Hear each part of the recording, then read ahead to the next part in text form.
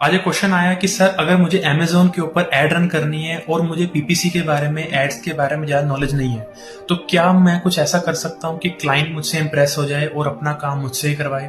तो समझो क्या करना है। क्लाइंट से 30,000 रुपए का बजट मांगना है सबसे पहले, इरिस्पेक्टिव ऑफ द प्रोडक्ट। मान के चलते हैं सामने वाला पर्सन शूज बेचता है, तो 1 तारीख को अगर आप एड रन करते हो तो 1 तारीख से लेकर 7 तारीख तक आपने करनी है ऑटोमेटिक टारगेटिंग।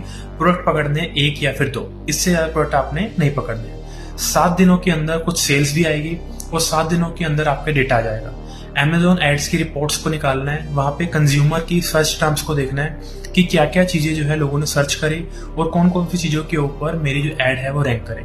उसके बाद 8 तारीख से लेकर 30 तारीख तक 1000 रुपए डेली के हिसाब से दोबारा आपने एड चलानी है, लेकिन इस बार मैनुअल टारगेटिंग। मैनुअल टारगेटिंग के अंदर 5 से 10 टॉप के जो कीवर्ड्स हैं जिसके ऊपर सबसे ज्यादा इंप्रेशन आए हैं या जिसने सेल्स प्रोड्यूस करी है, उनको आपने टारगेट करना है 20 से 25% की बीड को बढ़ाकर, और बाकी के जितने भी इररेलेवेंट कीवर्ड्स हैं सबको नेगेटिव कीवर्ड्स के अंदर डाल देना है और अपनी एड को चला देना है। 30 दिन के बाद रिजल्ट देखिएगा, बहुत अमेजिंग रिजल्ट्स आपको मिलने वाले हैं। वीडियो को सेव जरूर कर लेना, ऐसा ना हो कि स्किप हो जाए।